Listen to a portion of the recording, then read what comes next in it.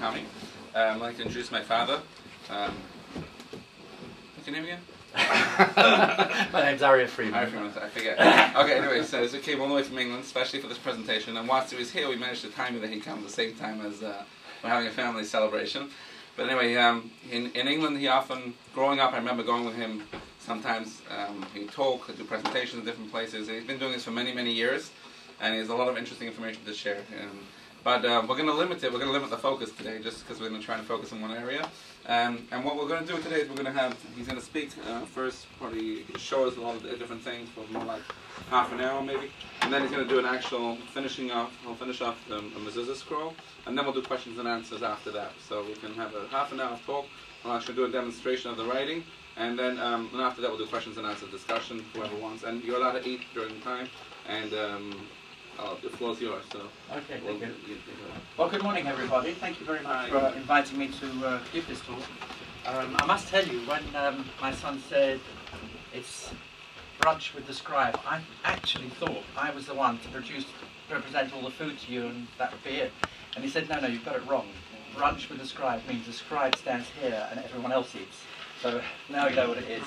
But anyway, whatever the meaning of that is, I'm going to break it down into a little bit of historical and a little bit of sort of more up-to-date how it works. And I suppose the earliest writings we have go back, that I'll say are intact, go back some 2,000 years approximately, actually a little bit longer than that. I think 2,300 to 400 is perhaps a little bit more accurate. And these are various scrolls, of some of which, in fact the main bulk of them, were found in the Dead Sea area called Qumran.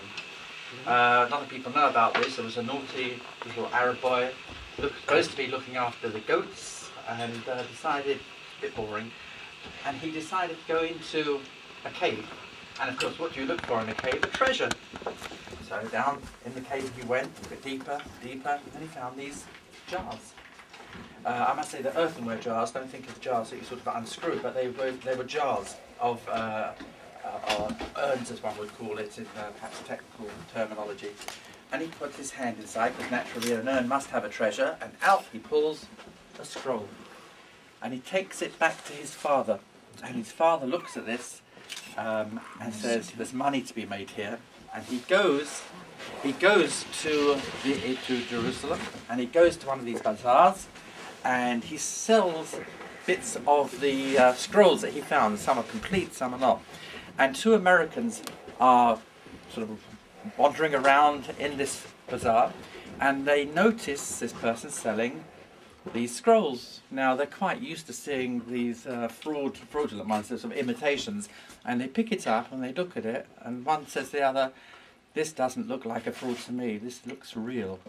And they buy it, and they go to the Israeli Antiquity Authority, and they carefully examine it, do various tests on it, and they say, this is real. Where's it come from? It's 2,000 years old. So they get hold of this person, and they find out where some others were sold, and actually collect most of them together. But this gentleman decided he's going to hide one or two of them, and he lived in a sort of a house, I must tell you, and he put the scrolls underneath the floorboards. Now, I don't know whether you know, there was a ship, King Henry VIII, lost one, I think it was something rose, I can't remember, but it went down in the water and was at one point raised, and there were cannonballs on that ship. And within a few hours, the cannonballs started to deteriorate, oxidize, because whilst they were in the water, where they were stable, so to speak. They were preserved. Now, actually, when they raise things, they keep it with the water. They try not to lose any of the water, because whilst it's like that, it's stable, so they can actually treat it. But it started to deteriorate very, very fast.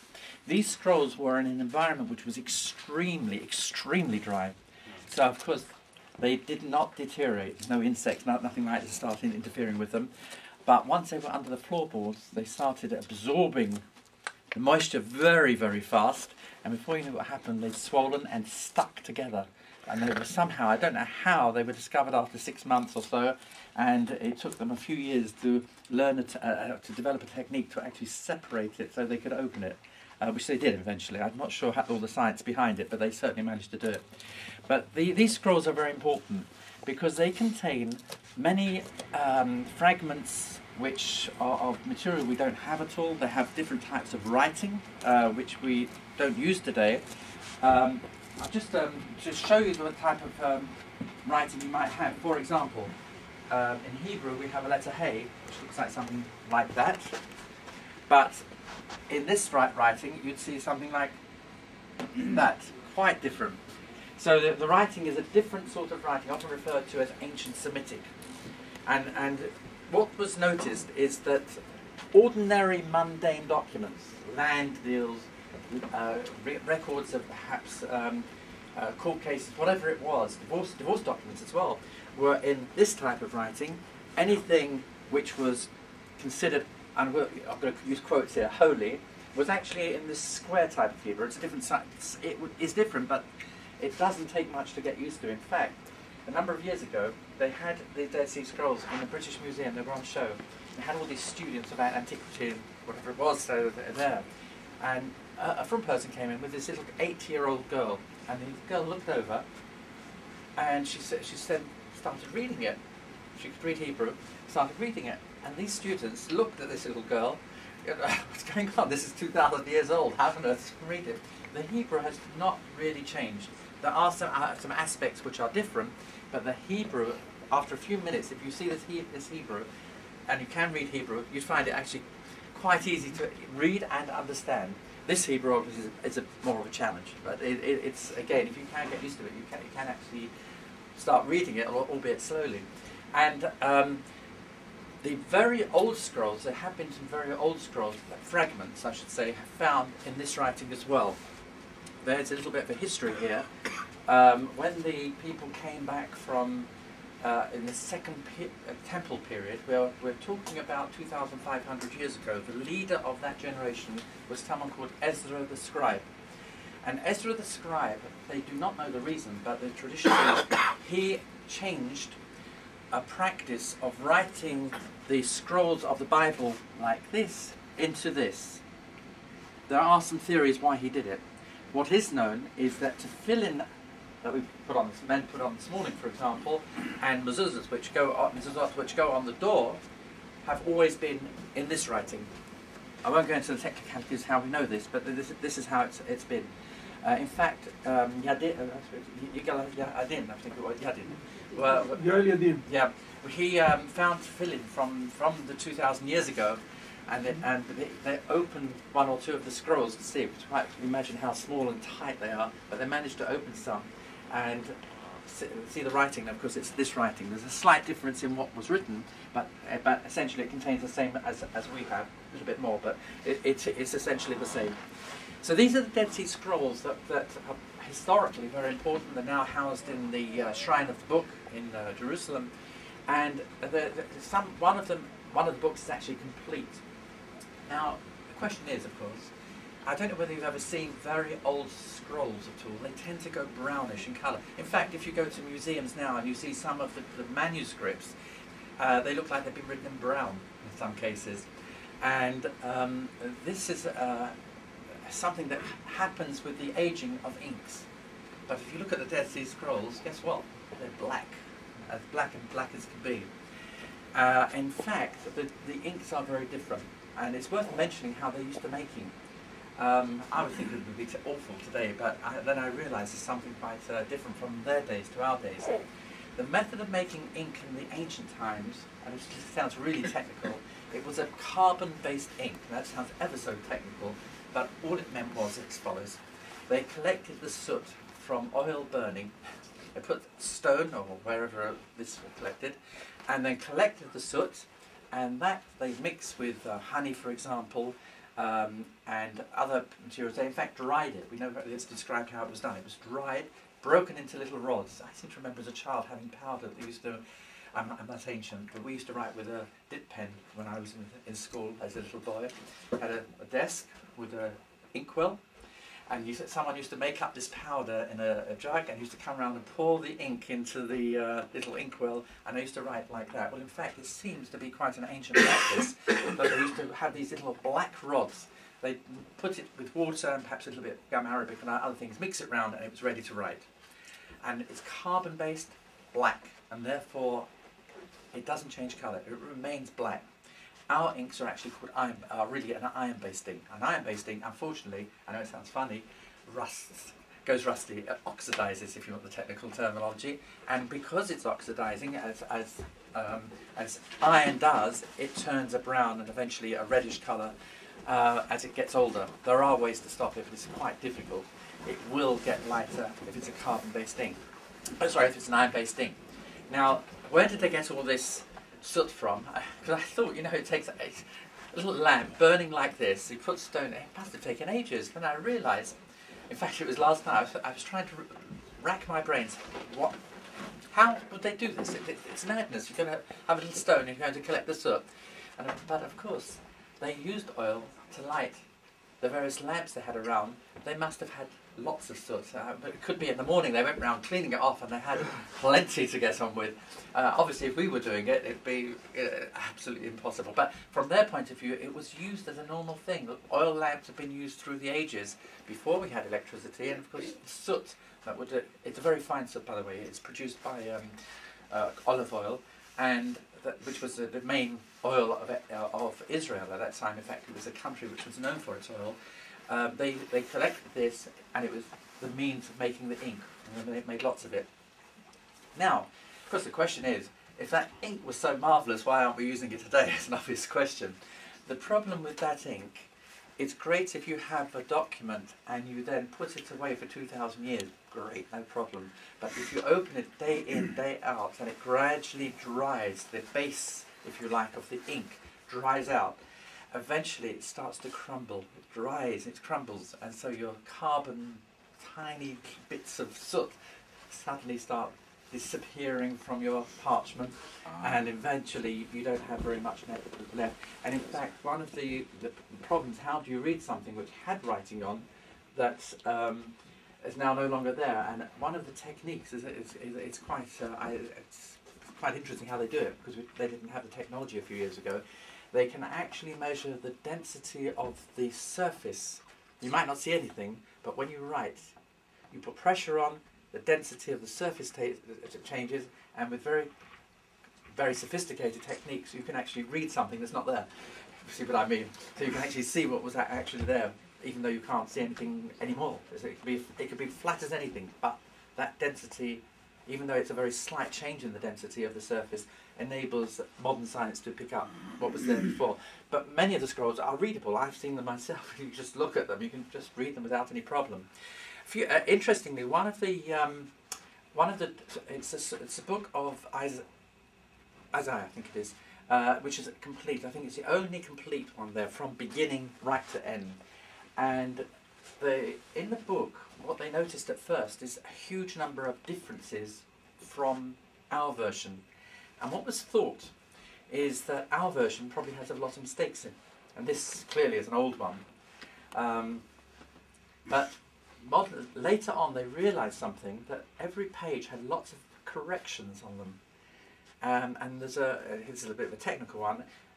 In accordance with Jewish law, if there are 4 mistakes on every column, you can't use the word page, on every column, that piece of work is considered unfit for use and has to be put away. Now, you could argue it could be corrected, but if you're, in those days, the way of correcting was actually, I don't really remember, perhaps if you write things, sometimes you put things between the lines with Lara and things like that. That was a technique that was used, and of course then you look at something with corrections all over it, it looks awful. And that's the reason why it becomes unfit for use. And it's believed now that this was written by a student and put away because it was so awful. So any proof that, oh, this is more accurate than our one, goes by the wayside. That's the ancient. Because they're Seamus. Well, it's Seamus, but actually the reason, if you want a technical reason, it says because it looks like a leopard skin. From a distance, you know, how many of you have seen a Sefer Torah is lifted up and it's shown to everybody. And it's a sort of, how can I say, well actually, let me show you a Megillah. This is Rabbi Freeman. Oops, I open it up. That wouldn't be one of the tough ones.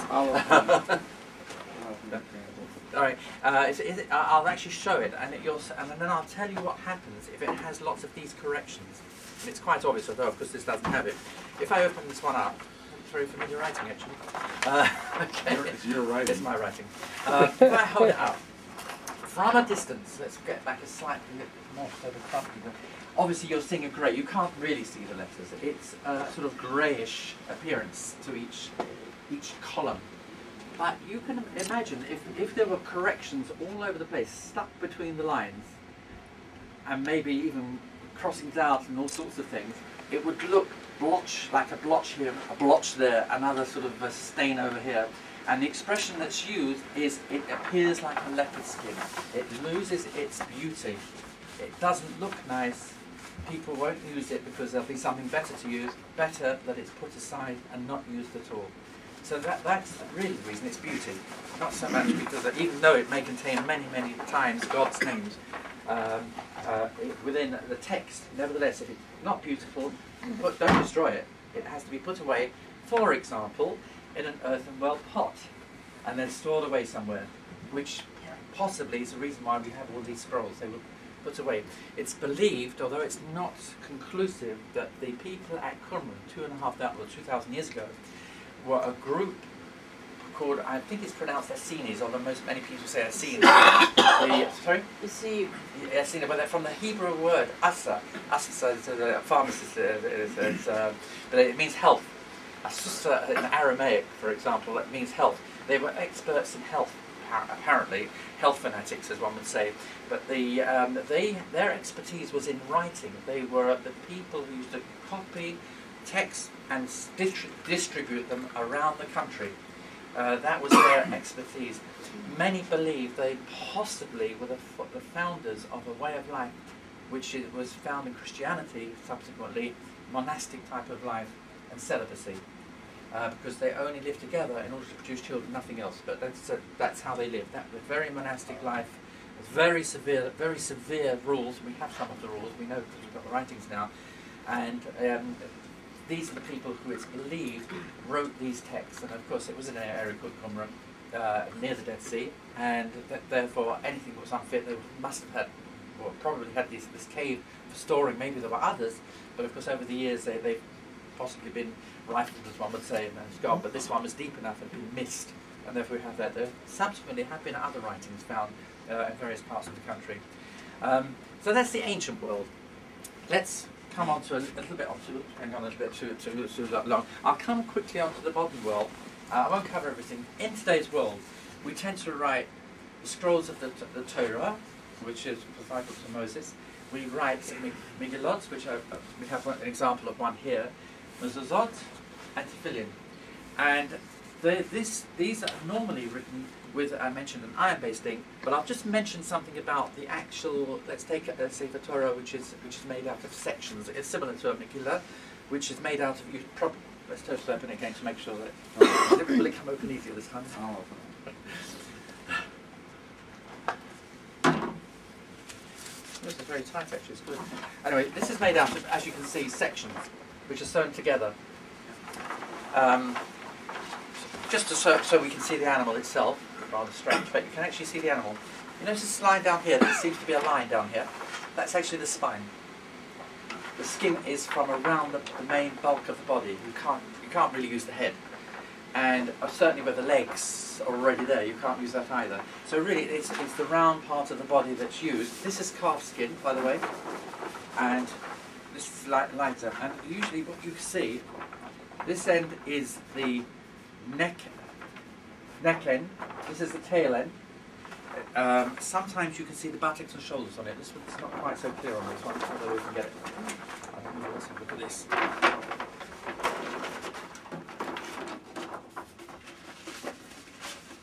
The preparation of parchment has probably changed very little, very slightly over the years. No, this is not so clear. Some of them, but I don't know, you've got these two white marks. Can you see? Now, a little bit about the skin. As I said, it has probably changed very little. In Masada, for example, we know where the skin was made. It was made away, on the far side, away from the Dead Sea, because the smell of making parchment is not the most pleasant, and also you get lots of flies. So they made it on the far end of the area, because the wind generally blew from the Dead Sea across, and therefore the smell and whatever else was blown across and away. So that's where it was made. Today it's not dissimilar. I've been to where parchment was made a number of years ago, and it's not the most pleasant smelling place because you're dealing with skins after all. And the animal, what happens with calf especially, you don't kill, generally you don't have to kill a calf. There are many stillborn and there are many that die within a day or two of being born. It happens. And these skins are the best for writing on. It does not have to be killed by a ritual slaughter at all. Yes, it can be, but it doesn't have to be. Even if an animal was shot, it would be fit for this purpose. And the skin is taken from the animal, after it's dead of course, and then it's soaked. And the soaking, initially to soften the skin, and then it's put into lime, and the hair falls off and the structure of the skin starts to, it's very difficult to explain, like squeezed together literally, but it actually starts to become more solidified, the skin. It's taken out eventually, it's stretched out. You see, one of the problems is very, very few cows I know are flat, and this is a photograph, but otherwise they're sort of very strange shaped. Shoes are the same. Gloves can be the same. You have a good leather shoe and it gets soaked, or snow is a good example, where you might be walking, next thing the shoe's doing this. Really what it's doing, the shoe is an unnatural shape. Let's be honest, cows don't normally grow that shape obviously, but what happens is when it becomes wet, it then tries to get back into its original shape, and of course then the shoe takes on a rather strange appearance, or the gloves look a bit... And if you've ever seen water-damaged scrolls, the same problem arises. You get this buckling effect. So what's done in making it, in fact, when they have to correct it, it has to be stretched out. It has to be allowed to dry in the correct shape. And once that's done, you then have a flat piece of skin, and the technical term is polishing. I won't go into what they do there, but they polish the skin to make it a suitable surface. Let me pass this round because there's a book bits just to pass around, just to feel it, get a feel of it. So it's there we are. I can pass a few bits round. You can feel it. It's very, very yeah. It's quite strong. Can't rip it. Yeah. It can be torn, but it's pretty tough stuff, the part. You see, on one side, there's a correct side and wrong side, so to speak. The inside of the skin is used for writing, and the outside you'll find is a sort of much tougher, not really a writing surface at all. You can actually write on it, but it's not a natural writing surface, where the inside has this velvety feel if you rub your hand on it. It also has a correct direction. I mentioned to you at one end is a neck end, one end is a tail end. Ever start... cat or anyhow, cat's a good one. If you stroke the cat, of course, in one way it goes lovely, and the other way it doesn't work very well. The hair goes up all over the place. The skin has a grain, and because it has a grain on the outside, it has a grain on the inside, and the result is when smoothing it, one way, or when you rub your hand, it's very hard to feel because they make it very fine. But one way you'll find that your hand moves smoothly, the other way you notice a little bit of resistance. And if you're writing with a pen, the same problem arises. If you're going with the direction, great. If you're going against the direction, it becomes much harder and the strokes are not clean at all. So it's important to know which end is which. And because the neck is always moving, it tends to be a much looser material, and therefore the quality of the surface is not as good as a tail end where there's hardly any movement. So that there is a change in, as you're writing, believe it or not, the first parchment, when I've had a piece of parchment and I'm writing, the first column is usually tough going, or it can be very slow. You have to be very careful because it's a softer material. As you move across in the writing, so say it's normally 4 columns, 1, 2, 3, 4, that last one usually goes very quickly because it's just so easy to write. A column takes, so I'm sure I'm going to be able to ask this question, a column can take 5 hours to write. That's roughly. And a Torah or a Megillah, it makes no difference, it's the same. Mezuzah can also take about 4 hours to write. It depends. You can. So how many columns are there in a Sefer Torah? Roughly 250. There's no fixed layout, believe it or not. But roughly 250 columns. which you're talking about 60 pieces of parchment, that's 60 animals, and you're talking around 42 lines on each column. That's a lot of writing. So it's imagine how much writing that is.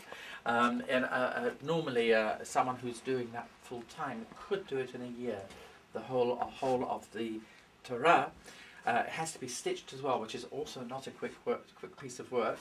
I personally find it takes about 10 minutes to stitch each, put the holes in, measure everything out correctly, and then finally sew. It's about 10 minutes, and on that you use something called sinews. There are two ways. Well, in fact, there are two types of material you can use. One is from the muscle, the tendon. I always ask children, but adults it wouldn't be really fair. When you move your hands, your fingers, your muscles are actually up in this part of the hand. I always ask children why the muscle's not down here, and I'll tell you because I don't want to catch you out. It's because if you had muscles down here and try and pick up something, your hands would become fat. As every time you moved your muscles, they expand. You have a bit of a problem picking up things, whereas the muscles are out the way. They tend to pull the like string, so to speak, or the tendons, and these are quite long, especially in the hindquarters of the animal. They're very long. And these are broken into their fibres by banging out or other methods of crushing the fibres. So it turns into fibres, so that it's crushed, and they're twined into a type of cord, very fine cord, a little bit like cotton. But you have to try breaking it; it rips through your hand. It's so quite tough we're stuff. particularly not to use string or cotton from a store. Correct. That wouldn't be. We're trying to use products from the animal, only from the animal. The other one is using the nerves. The nerves are also the reason is everything has to be from an animal source, on the parchment making, to the sewing, and even if you use adhesives, which are in certain places, it also has to come from the animal. The ink, the tradition is not to have any animal source in it at all. Interestingly enough. So the ink is usually from a vegetative or chemical source, which has no connection with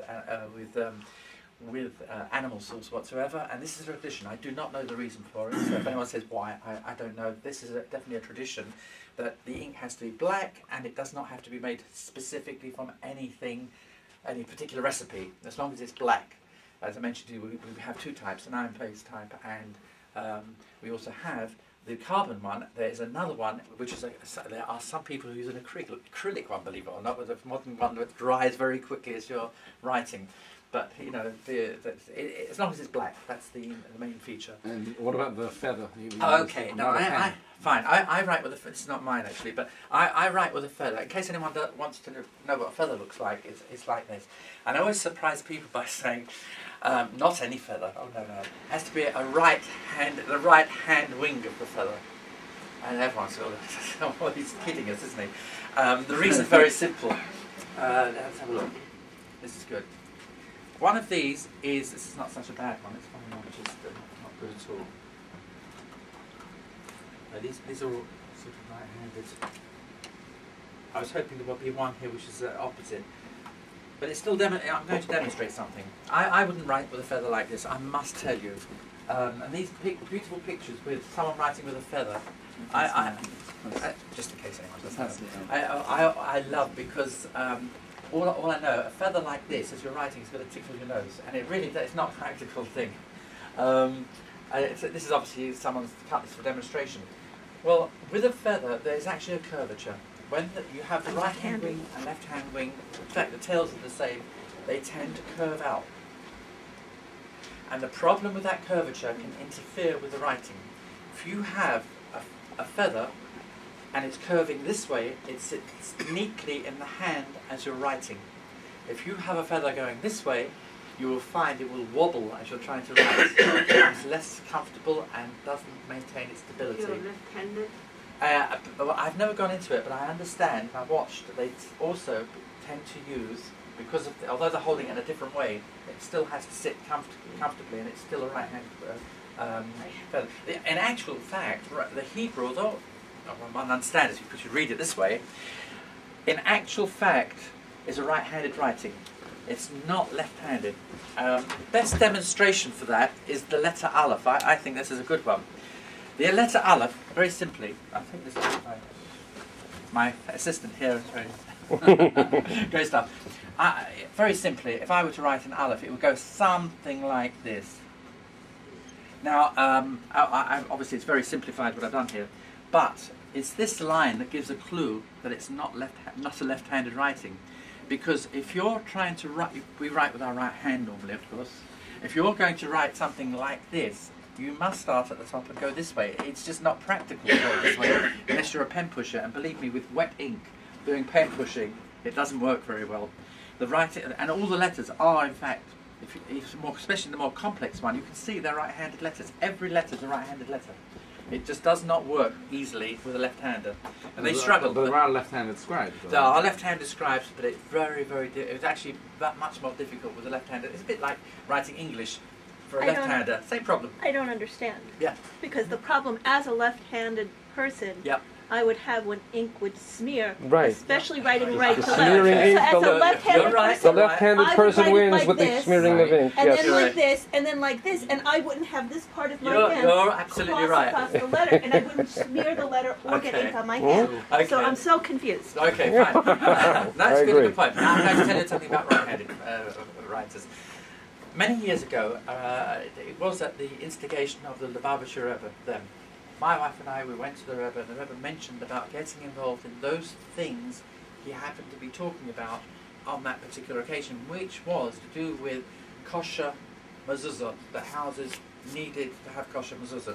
I'll quickly show you something before I go into sort of the other part, otherwise it can go on for hours. And I became involved in it, and we had a problem. The writing in Hebrew, proper writing for the purpose of mezuzahs or anything, have to have small crowns on the letters. And they're quite difficult to put on for some people. And we had these mezuzot, which were kosher, nothing wrong with them at all. But they did not have these fine crowns on. And I spoke to one of the rabbis in our community, and he said, look, he said, if you take down a mezuzah from a house which does not have them, don't worry about it, put it back up, you don't have to do any correction. If it's a new one you're giving out, that's another story. You should not give it out without these little crowns. So I went to an expert in London, who became my teacher actually, and he said, I'll show you how to do it. And he sat down and on a tiny mezuzah, he showed me how to put these little crowns on. So he said, now you do it. So I took the pen, and I put the crowns on. He said, that's fine, no problem.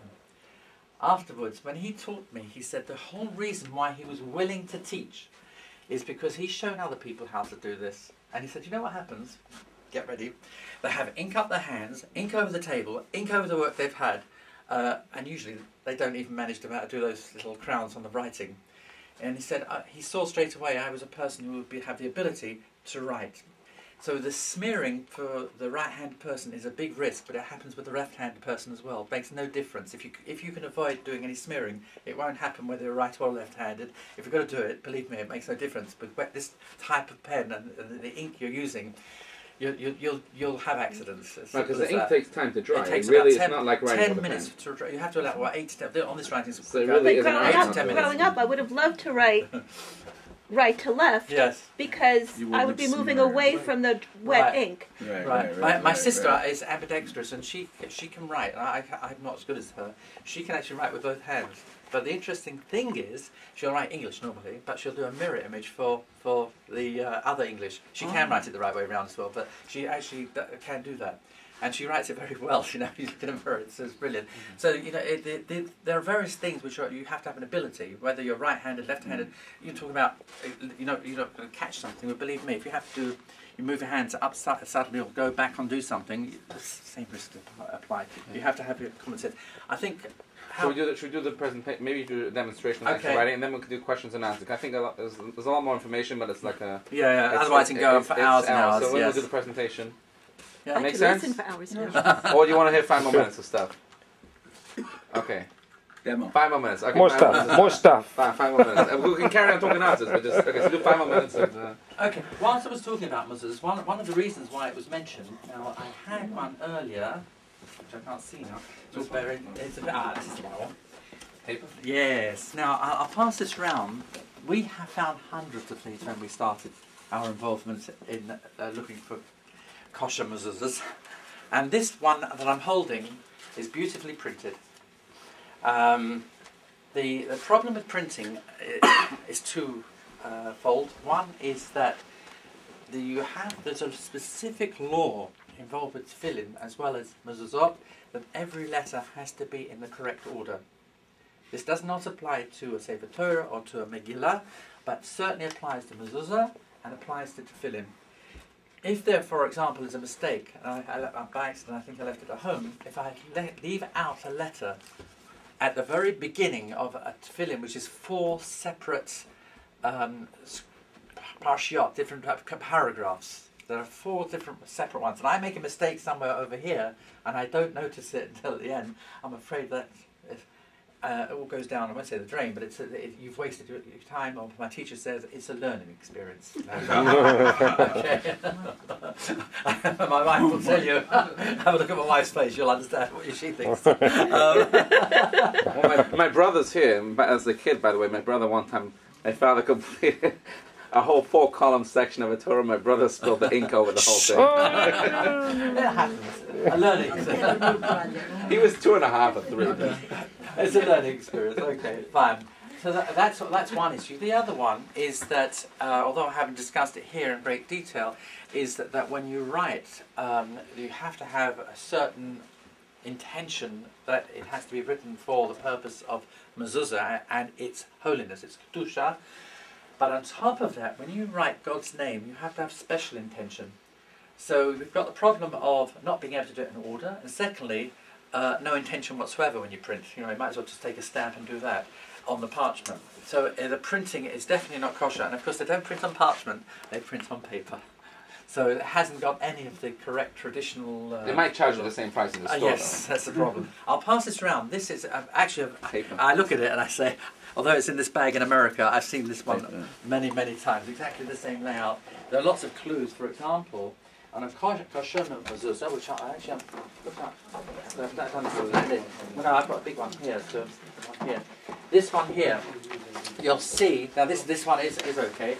That's the inside.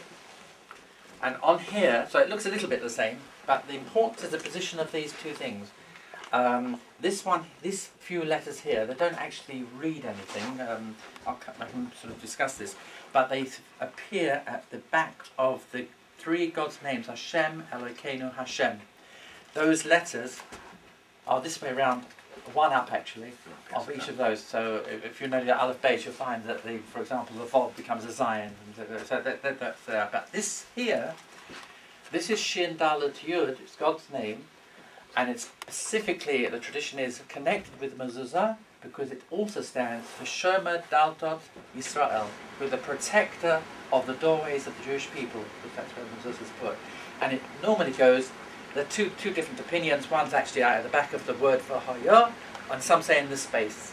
But it's certainly, if it's not in one of those, it's suspect. And of course, if you look at that, that's completely all over the place at the back.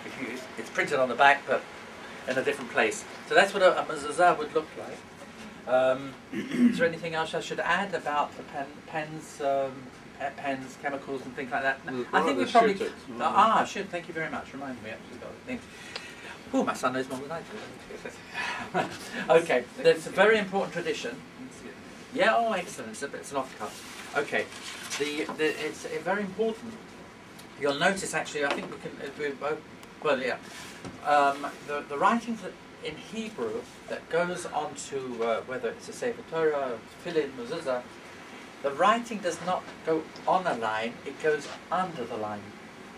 And you have to have it scored onto the parchment, or into the parchment that you're doing, scored with a very sharp instrument, and it's drawn. The experts, not all of them, but you actually do it upside down, so you have a groove, and the pen actually holds in that groove when you're writing it. It helps to make it a little bit straighter. But you have to have these. I'll pass this round because you can actually see. Can I tear this in half? This one? Oh, you got another piece. This also has the line. Even better. Here we are. See the lines, particularly groove them. You'll see the lines that are used. I've only got 2 of those, I think. I hit another one. I'll pass this one back. This one for people. You can actually see the lines, and the Hebrew words feel the are grooves go this way. underneath. And it's I smoother suppose this the way. other thing to mention, If you run your in nail our world of computers, you know when you're using, say, a program like Word. this way. That's what you can do. Oh yeah, I can So see now them you too. use Microsoft You Word. can see them, but I'm like not there's a advertising, by the certain way, but you're angle using of the Microsoft groove. Word, and you've done a nice letter and it's going in and out like that. You know what? I think I'll justify it. You press the button, and all the words go, and you have a beautiful straight paragraph. Now, one of the problems I have is when I write, once I've written the word, it's very difficult to sort of pull it one way or the other, and you have to use your experience and, if you like, fiddle it so that you get justification, and that actually takes some experience. You can always tell someone who's learning as opposed to someone who is expert, because a person who's learning often stretches a letter in the middle of the line and it sort of hits you. A person who has more expertise will stretch it either at the beginning of the line or the end of the line. You don't notice it because your eye homes in on the body of the writing, which is a central portion. You don't tend to notice so much the edge, but nevertheless it's justified. So there are various tricks, and it's only experience that enables you to be able to do that. It's sort of like decorating a birthday cake when you were happy anniversary, Mom and Dad, where you have to squeeze in Dad at the end. You've had it once you got there, haven't you? Yeah. Just tell about the spell check and the two versions of the spell check, the human and then we'll do the writing. All right, And then we'll do fine, okay. There are, today, well, the tradition when a person wrote something, there was what's called a magia, and the magia would check. He wouldn't be he might know a lot about writing, but not everyone can be a sofer, a scribe. You need three things to be a scribe. You need an ability to be able to write. You need the ability to sit for long periods of time. It's no good if you're like Jack in a box all the time. And the third one is not quite an in-depth knowledge of what you're doing. But not everyone can do that. So you have the magia who can sit for a long time, and he knows all the laws, but he's not really au fait with the writing and not an expert. But he can check for spellings and making sure that you haven't made any silly mess-ups of the letters. And that's one way. Today they actually use computers. They've had programmed computers to recognize letters and check the spellings. And nowadays what they do with the Sefer Torah, when it's written, they actually scan the text, and it's sent, well, in fact now they have the programs are now available elsewhere, but they'll send it through to someone with the program, which is obviously an OCR type program, which is the character recognition type programs that you have with a lot of detail built in. You can recognise if things aren't right, and it will actually check for spellings, letters touching, too big of spaces, all sorts of things, without the need for human intervention. Human intervention can still happen, because I happen to know one of the first ones that was checked. This is the old Mr. Levine on the show. He was in I think it was Monty, I'm not even Monty, but he was laning, and he suddenly stopped. This had been checked by a computer, and everyone looked at him. He was a person who used to check the Sefer Torah, and he looked at it and he said, "There's a letter missing." And in fact, one of the first lots that had been produced with the program actually was based on a mistake, and he picked it up. So, but obviously, what the beauty is, once after so many uses, any mistakes have probably been ironed out, but there are still things which it's not picking up. But nevertheless, that's the modern method. Yeah. And it's interesting to note also there's only one spelling difference in all the Jewish traditions around the world, right? There's only one word. Well, the principle one word. Yeah. There's one word which has a spell difference in Yemenite, is it? Well, the Yemenites have 9 differences, but in the Ashkenaz there's 1 difference. In Ashkenaz, there's only in all the different Ashkenaz communities around the world, there's only one spelling difference of opinion on how one word is spelled. Everything else is exactly the same, universal, despite our 3,000-year history and spread all over the world. Okay, so I think we're going to do the you want a drink? No. Sure? Yeah. Okay, we have a paramedic in the room, so. Good. Okay. Okay, so you guys can come over. Maybe you want to come over? You can come a bit closer. You won't be able to see from where you are. So what we're going to do... What? Yeah. Okay, so I'll just tell you what we're going to do. What my father's going to do here is... he has 2 Mezuzah scrolls here. One of which we're going to raffle off. Whoever would like to participate in the raffle, we'll do that at the end. And basically he's going to finish off. He's written most of it. He's going to finish off the last line. Now, a lot of scribes are particular. They don't write God's name without going to the mikveh, the ritual hall in that day. So, this is a tradition that they do before they actually write any one of God's name. So my father, before he came, he wrote up to the last time that God's name is mentioned, and then there's one more verse after that which is the verse at the end of the second paragraph of the Shema, which is the one he's going to finish off here. So you want your light? I may not need it. Maybe bright enough without that here. So Okay. it's, So you can come close if you want to see. Sure, you can put it on anyway and just have it. Watch the area. You can wear it if you want. It looks better. I'll put the light. Yeah, put it on. Yeah, let's put it on. You ready? How do you put this thing on? I've never actually put it on my head. I've actually used it off You my hang head. it up something. Yeah, I normally put it down. Let's Let's see how it works. All right, I'll put this on just for the effect. But I must admit, Usually you hang it. What do you do? I would normally keep it for down to use, but I actually have seen a picture with it used like Almost that. like wearing tefillin. Yeah. Also like a doctor about to do stitches. Ooh. Or surgery. Yeah. That's right. That's quite good. Let's go with it. Yeah. Looks like I'm going to go mining, I think, isn't it? Okay. The licking, you probably, a bit of a funny one. This is how I write, with a pen, with a broken back, believe it or not, to make it as straight as possible without the feathers. If you have feathers in a hand, it just interferes with the actual writing, and you make it straighter by snapping the back. It may not look as pretty, but it's practical. And the correct length for a new pen is actually from here to around the wrist. This has already lost some of its tip because obviously it's been used. And if for those who used to use fountain pens, maybe you'll see very. I don't know whether it's easy to see, but maybe on the big one, I think I saw that he's done it in such a way it's split. If those who wanted to see, like a fountain pen, and guess what the fountain pen's based on? It's not the other way around. So that the idea of the split is when you're writing. You make a very small space, and something called capillarity, for those who may remember their science with how water gets up to the top of trees. If you have very, very fine tubes and put them in water, the water actually climbs up the tube. And the idea you have the well of the pen, the reservoir of the pen, is naturally formed by the round shape that holds the ink, and as you're writing, you're putting pressure on that small split, causes the ink to flow to the end, and that's how it writes. So, and you make your own ones. And I make my own ones. I don't grow them, but that's another story. I'm not allowed to grow them. All right. Yeah, when doing a Sefer Torah, you have to Okay, right. cross out the name of Amalek before you start, but not on the Mezuzah scroll. What do you mean? Sorry, We cross out the name of Amalek. Amalek. Yeah, when I make a new pen, I do that. But it's Just with a new pen. with a new pen. Yes, I wouldn't do it with an old pen. Basically, my father once he starts the writing, is one line you're going to do? I'll do the one line to finish off. So how long will that take you on? 5 minutes.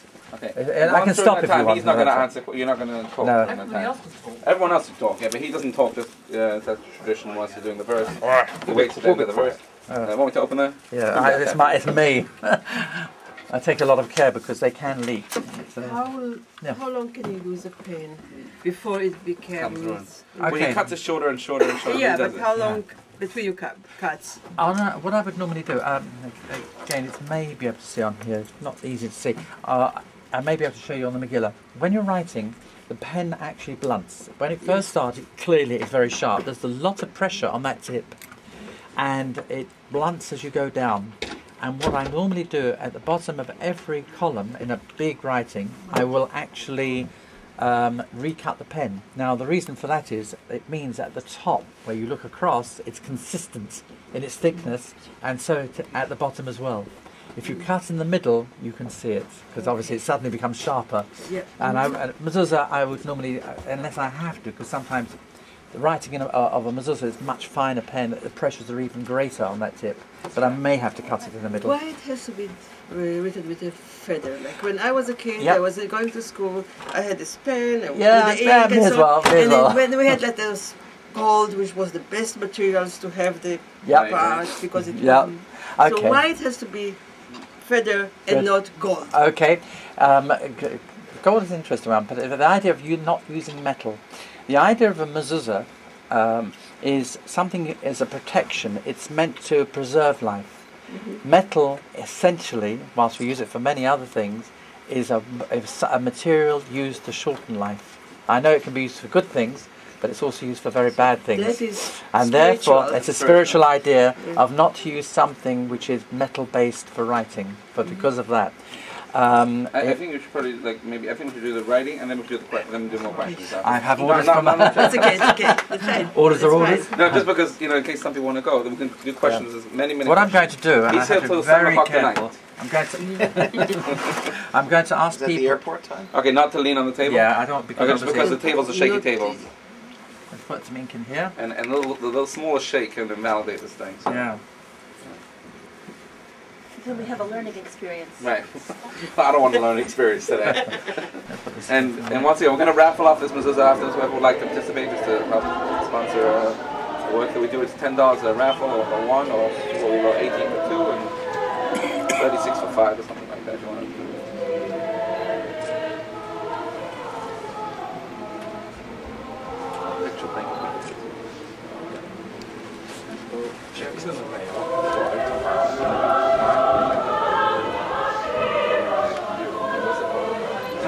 Yeah, she didn't pick this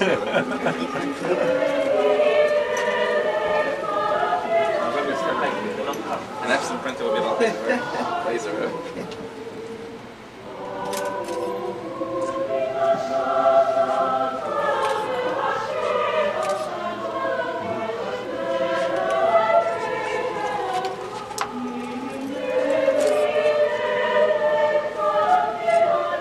My mom can answer any questions you have or responses right now.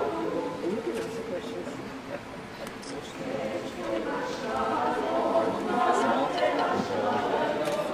Yep, waiting radical. No, they should be any kosher. They're not. They're not. It's not the kosher way. There's always handwritten now. There's different sizes. Right. The smaller ones. The problem with the small ones, though, it's hard to get all the details on. The crowns and that. So when you have this kind of size, you get every detail is there perfectly. Exactly. That's why these tend to be. The quality of the writing, they cost more too, but the quality of the writing tends to be better because you get each letter is exact shape. And those are more. Right. Which means they're kind of small ones. Right, but they might be kosher. Right. Most likely they're kosher ones. They're small ones. The small ones. You tend not to find this size in paper because they're easy to detect. Right? No, they're just this is small ones. So I think. Yeah. Right? No.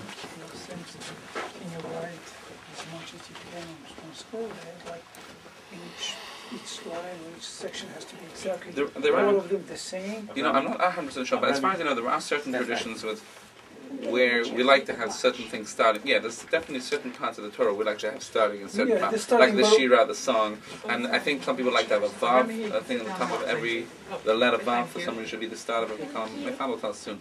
I know the Megillah for sure. There's different traditions. People like to have certain words, certain letters at the top of each column. So there is people do try to keep in mind certain, Two types of writing. Yeah. The square. Right. And then there's the Rashi. Right. Rashi's script. Right. So what is the history? Which is the first? Which Well, is the no, second? this I know is- Rashi is the last Right. one. But between the square and the other, which one was first? I'm not sure he'll know that. I will say, whilst he's writing, there are, in the shape of the letters itself, there's slightly different customs. There's a traditional Ashkenazic way. Yeah. Then there's, the Yemenite have a few differences. I think there's the Arizal way, which is, I think, incorporates like some of the Sephardic customs and Like the Kabbalistic. Spanish. Yeah, he can tell us more about them, but there are different, the letters are basically the same. It's just a few small variations in how you write, like the shit maybe. I don't know. He'll tell us these things. No, that's what I did. Who does all these software programs on your site? Well, it's me. He makes it. I mean, basically, I pay a I fee. know that you I pay a use monthly some- fee, a template to the people in New York. And they give me a lot of the articles and the tools. The tools are built into the website. So a lot of the stuff I have to take the time to set up Yeah, and and try also to because develop. I saw the general and I know Right, that so then some I things are put in my stuff. We do our own. We do our own graphics. I saw your own things. Yeah. We do a lot of our own graphics. We put it on our own. And you do it also. Yeah, we do it. No, the also Unity. No, that's I didn't make it myself. I paid a graphic designer to make it. Yeah, we pay graphic designers for some of the things, and some of the things we make ourselves. Like this thing, we paid a graphic designer to make. This thing, we also so let's go. This is No, I didn't know local. I use people who specialize in this thing. No. My brother does a lot of my printing for us. A flame, the seed of Kabbalah. That's what the S is, right? Flame for life, you know. Thank you for asking. No. absolutely not. This stuff I this stuff I just customize my own information. But like a lot of the stuff on the website, like we have, for example, this thing, the brunch with the scribe, the thing. I just bought an image online. I can play around with it. That's what No, we buy. I buy from dreamstuff.com. And then I just play it there. I paid $20, $30, and they could buy different resolution images, $5, $10, and it's full rights. It's a licensed company. So. No, I try to be careful. Upstairs over there. You show me the whole thing. They have a lot. On my website, they provide me with a certain amount of images. They which we can use. You know.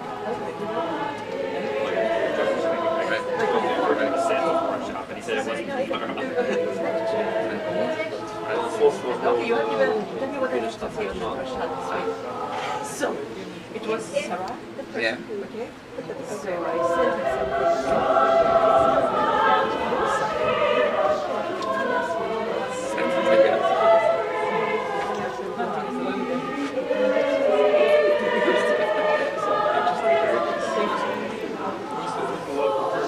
I said it's not local, it's someone I use. This was actually someone in California.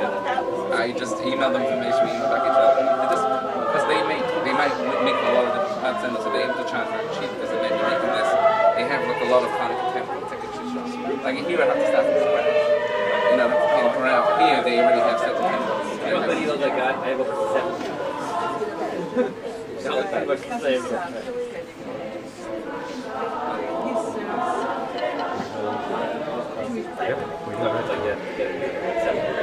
He's busy. So when Every Shabbos I get the updates. And he called me up and they were up.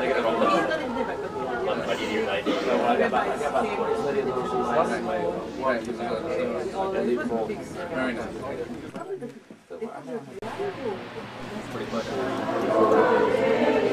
Never.